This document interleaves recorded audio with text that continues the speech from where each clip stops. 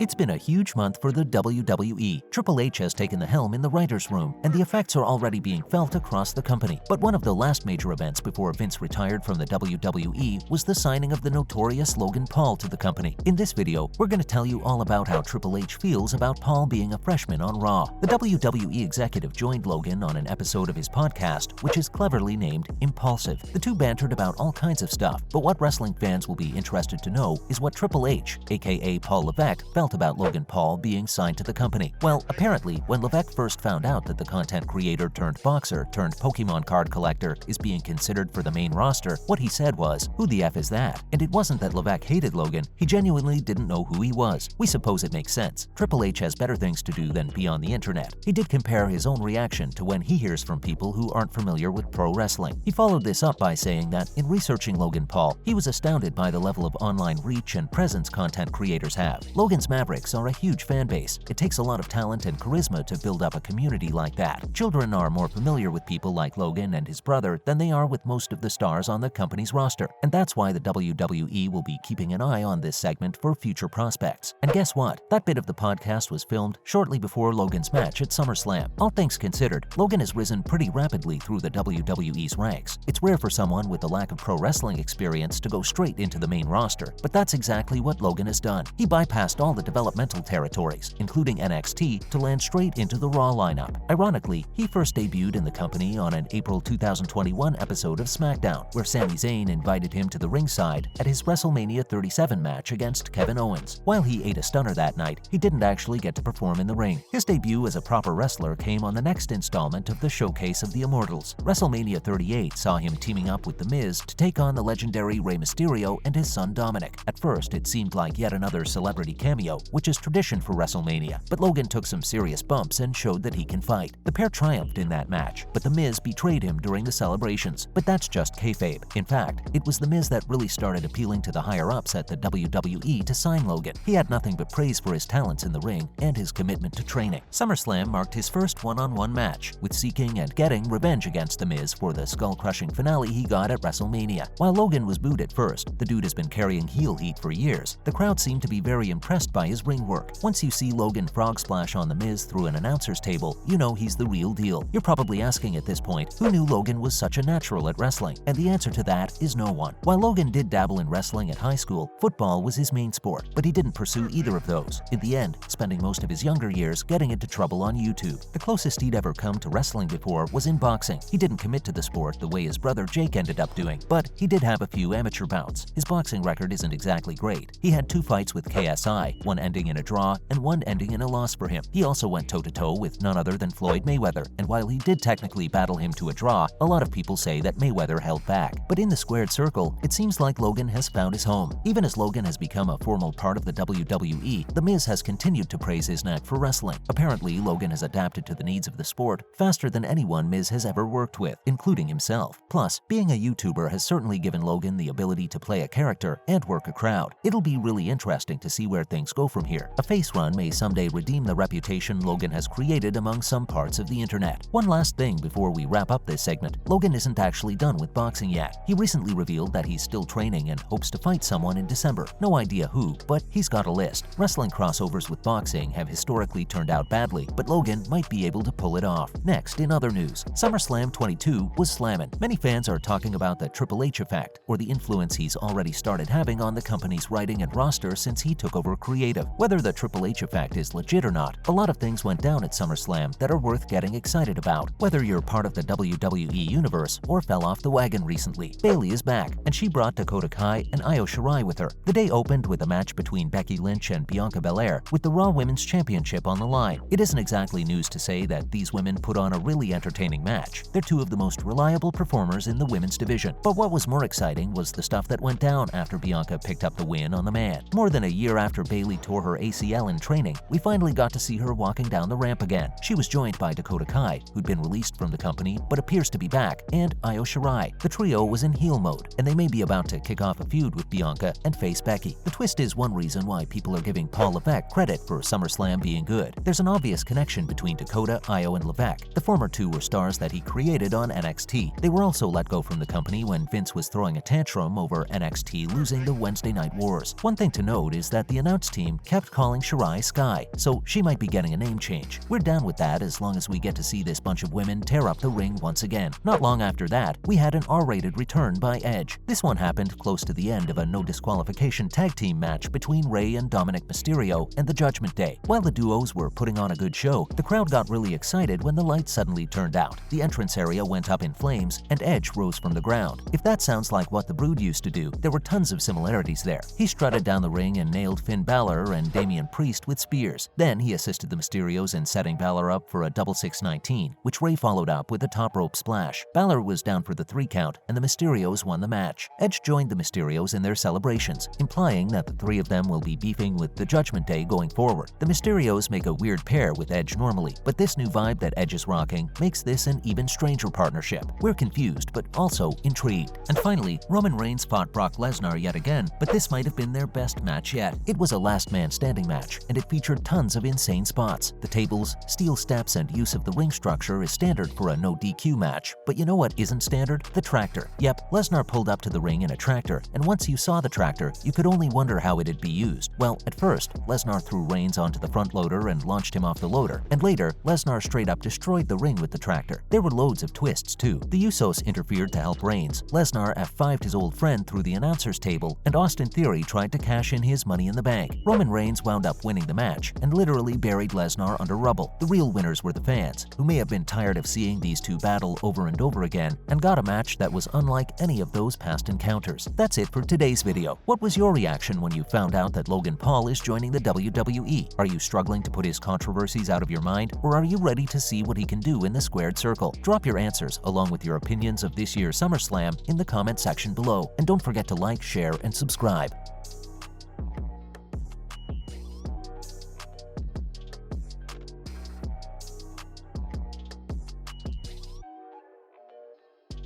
Perfect.